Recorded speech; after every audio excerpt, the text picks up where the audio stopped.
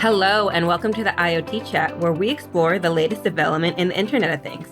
I'm your host, Christina Cardoza, Editorial Director of Insight.Tech.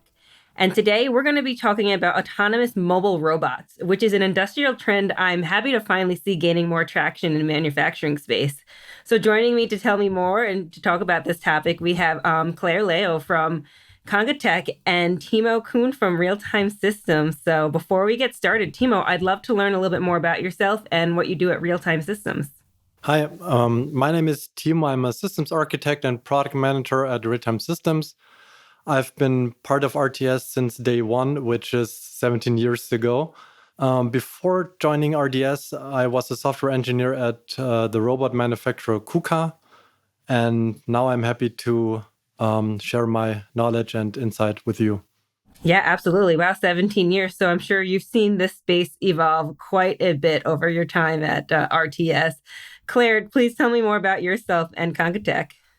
Hello, Christina. Thank you for having me. And hello, everyone. I'm Claire, the product marketing manager from Conga Tech. And Conga Tech is a company provide computer on module for embedded applications.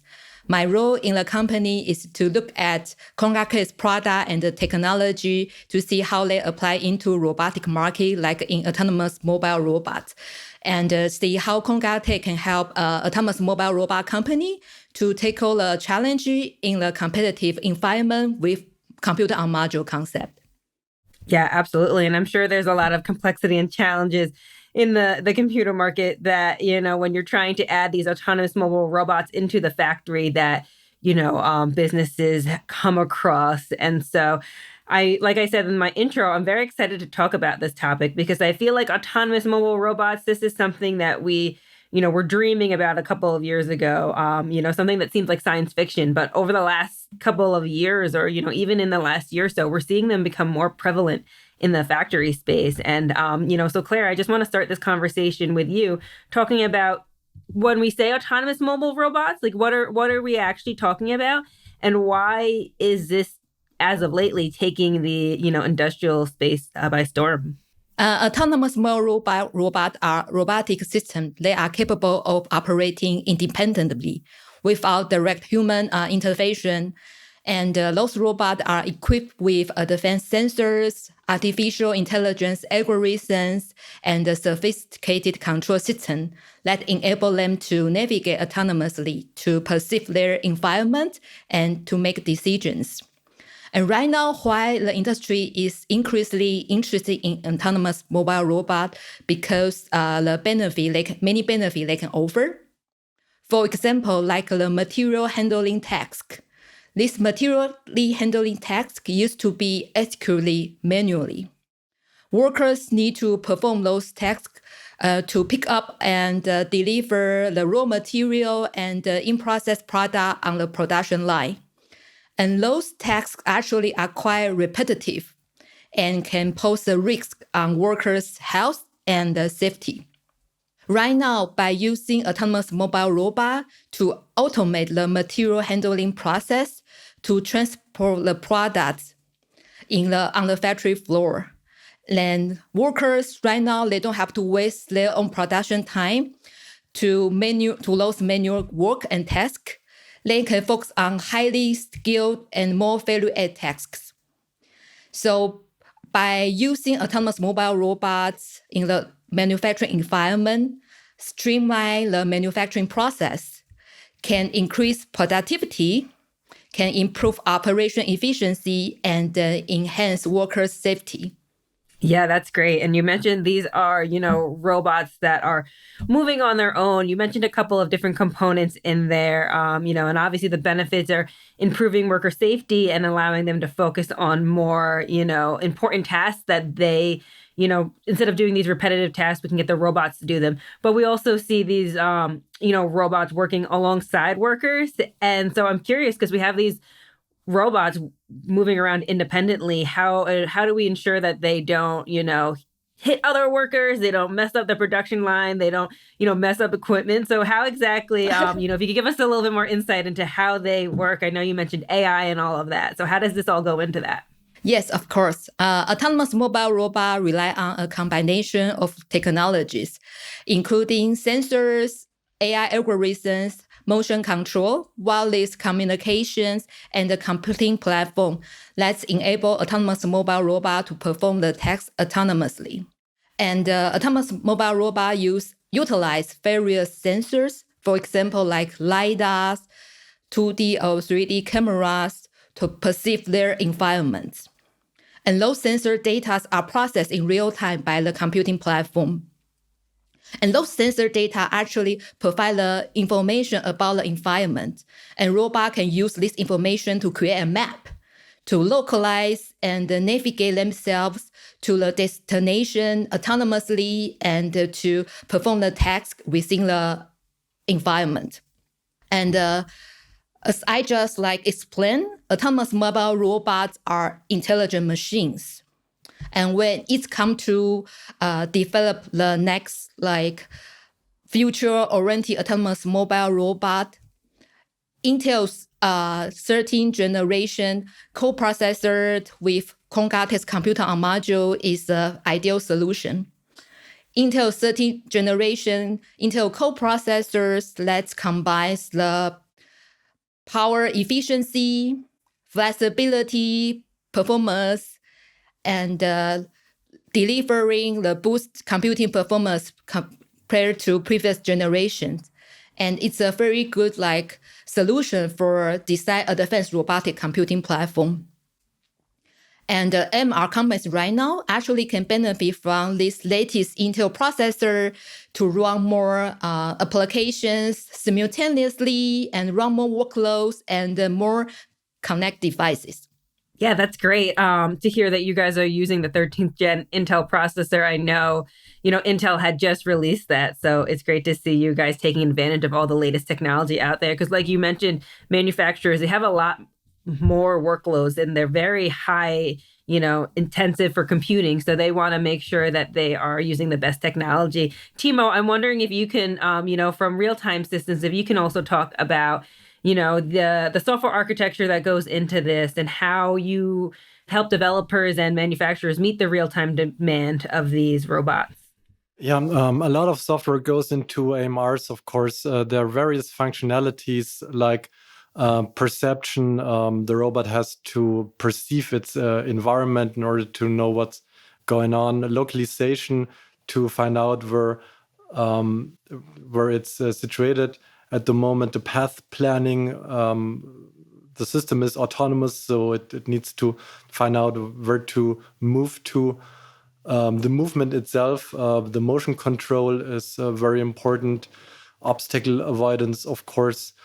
Interaction with humans, depending on the type of robot, and diagnostics. So a lot of software goes into such a system, and those software functions have to be mapped by the corresponding software modules.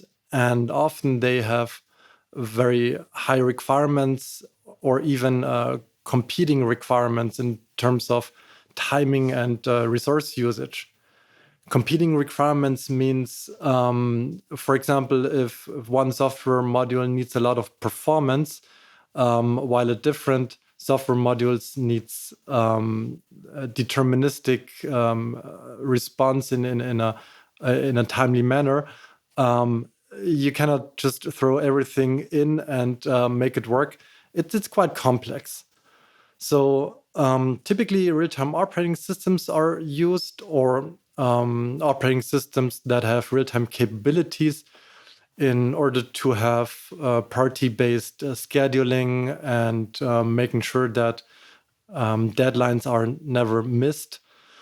Critical tasks like perception or motion control can get higher priority so they don't get interrupted by lower priority tasks.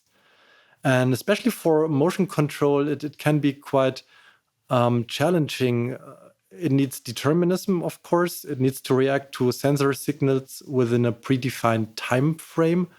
The time frame depends on various factors like do we have wheels? Do we have axes? How many axes have to be controlled? What is the speed of the AMR? What precision is needed? is the device moving in 2 dimensions or 3 dimensions? Is the load dynamically be added or unloaded? As you can see, there are many different options and it can get quite complex. Resource allocation and optimization is something that is important and has to be provided by the operating system or the software architecture. And it is necessary to have some modular design and component-based development for the separation of different functionalities, which makes it easier for independent development, testing, release, and updating of the individual modules. Often, third-party code has to be integrated, containers are being used, and not to forget time synchronization between the different modules, so we don't have a lot of overhead or locking, so everything works smoothly together. Great. So it sounds like a lot really goes into all of this, Timo. You mentioned all of these different things to make sure that you have the memory, you have the computing, you have the bandwidth to do all of this. One thing you mentioned that I'm interested in hearing a little bit more about is, the different modules that go into this and, taking a modular approach or a concept when developing these next generation autonomous mobile robots. So I'm interested in hearing a little bit more about, why a modular concept is something that you guys are utilizing. Claire, maybe you can tell me more about it from Congatec's perspective. Sure. So Congatec's compute-on module leverage Intel's processor technology scales seamlessly from low power to high computing performance, enabling developers to develop their robots to work longer, smarter, and perform complex tasks with higher proficiency and efficiency. Developers right now can actually quickly and easily adapt to the Intel latest processor technologies through a simple module change and add intelligence to their autonomous mobile robot even after years of operation. Additionally, Intel OpenVINO Toolkit which provide comprehensive support for developers and for optimized AI inference models. Intel OpenVINO Toolkit simplify the development of deep learning applications on Intel platform.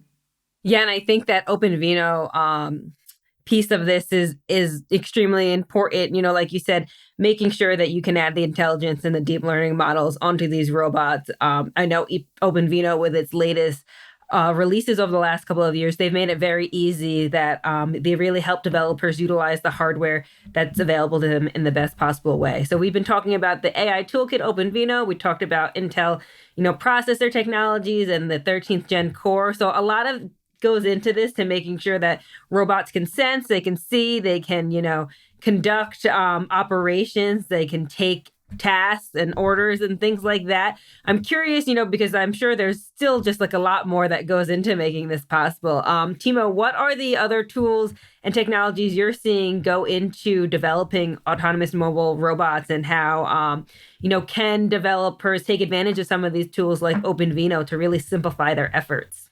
As we just learned, the development of AMRs requires a combination of hardware, software, and connectivity.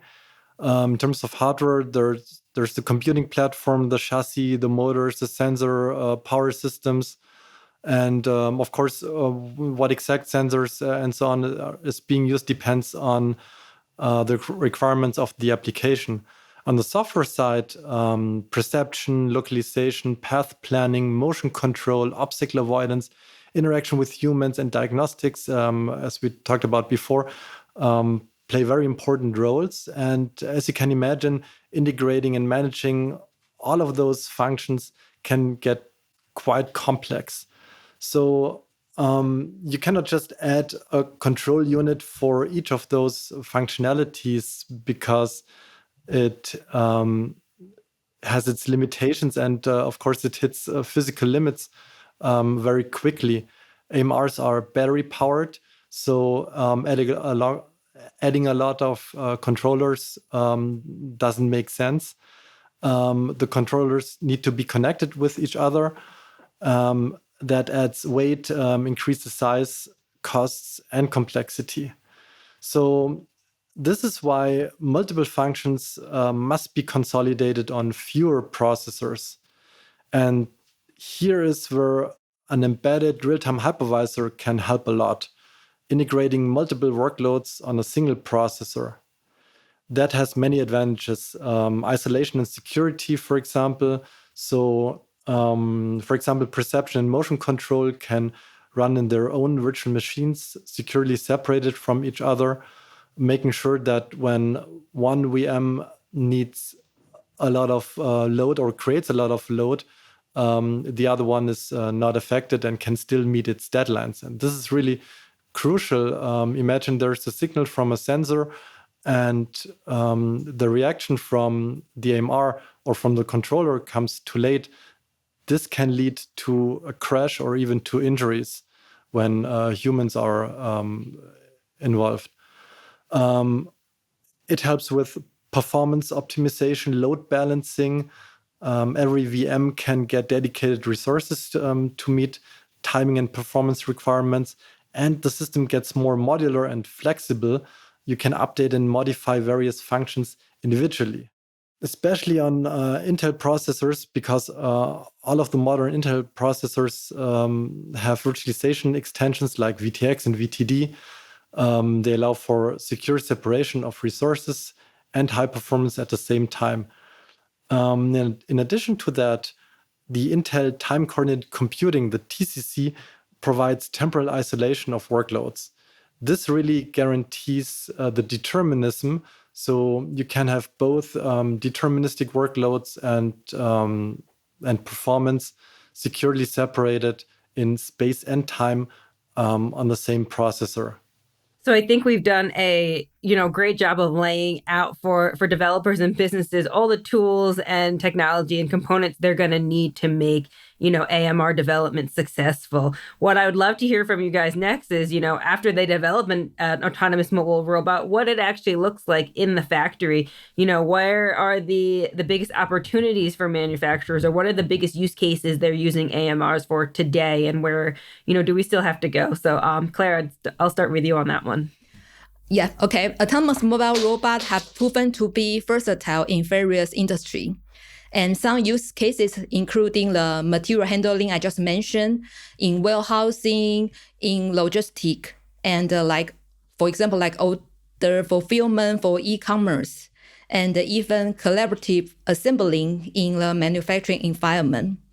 During pandemic, autonomous mobile robots are utilized for delivering medical supply and delivering medication and assisting patient care. Additionally, autonomous mobile robots right now, they are finding more application in other areas like in agriculture, in hospitality, and retail. And the possibilities are intensive as the technology continue to evolve. New use cases are consistently emerging. Yeah, absolutely. And you make a great point. When I think of autonomous mobile robots, I think of them in this manufacturing industrial setting. But, really, there are so many other different industries that can take advantage of this technology. Timo, I'd love to hear from you, where real-time systems sees the biggest advantages for AMRs. So Claire already mentioned optimizing warehouse operations where AMRs can conduct inventory audits, optimize storage configurations. There are many more use cases, for example, in hazardous environments for inspection of, for example, power plants, reducing the risk for human workers. They can be used in public places to provide real-time video feed, or, for example, in large facilities. They can be used in last mile delivery to transport packages. They can assist in material transportation, also in construction projects. Environmental monitoring is a good use case for AMRs in order to collect data on air quality, water quality, or soil conditions. Hospitality services has been mentioned before. And they can also assist passengers in transportation, guide them, help with mobility challenges, and so on. So there are really a lot of different use cases, and I think it will become more in the future. Yeah, I can expect seeing, in the near future too, more of these AMRs just prevalent, in our everyday lives. Just a small example is like in my supermarket, there's a little robot moving around the retail store trying to identify hazards and spill. And I think, that's really like the first implementation of it that we've been seeing, but it's only going to get smarter, more intelligent with all of these things we've been talking about. And, what soon we'll probably see them stocking shelves or, helping customers in some other ways. So, Timo, you mentioned a lot of other different use cases that we can expect or that, we're gearing up for. I'm curious, what other advancements or what else do you think we can expect in this field, over the next couple of years? Well, it's of course hard to predict, but I'm sure there will be many advancements in the near future, especially with Intel processors with integrated AI accelerators. So this will lead to enhanced perception and object recognition, more intelligent path planning and optimization, and of course, adaptive learning capabilities. What we can also imagine is improved collaboration between humans and robots. Yeah, things like a capability of making complex decisions in real time. For example, assess situations, execute complicated tasks with only little human intervention. So, to summarize, the combination of virtualization technology, real time capabilities, and integrated AI accelerators has a high potential for completely new types of autonomous mobile robots. They will become more intelligent, adaptable, and capable of performing complex tasks with high precision and efficiency. Absolutely. Well, we are running out of time. I'm sure we've only scratched the surface of this conversation of what these AMRs can do, how we can successfully build them, and what we have to look forward to. But before we go, I just want to throw it back to each of you for any final thoughts or key takeaways you want to leave our listeners with today. Claire, we'll start with you. Okay, as Timo mentioned, we will expect more new and exciting possibilities in the field of AMRs in the near future. And technological development evolved rapidly in the robotic area. With a modular approach to hardware system and software architecture design, autonomous mobile robot company can adapt to the fast-changing environment and bring their cutting-edge solution to life with great scalability. Absolutely, Claire. And flexibility, I think flexibility and scalability, like you guys have mentioned, that's really going to be key because we are implementing AMRs to meet needs and benefits today, but those, like you said, it's a fast changing environment. Those needs and those, the technology is going to advance, those needs are going to change, and we need to make sure that we're able to develop these systems and future proof them as we go on. So I just want to thank you both again for joining us today and for the insightful conversation. I can't see what else, Congatech and Real Time Systems comes out with in this space. And I encourage all of our listeners to keep up with them. We'll put their, links in our bio so that you can continue to follow along what's going on in this space. But until next time, this has been the IoT Chat.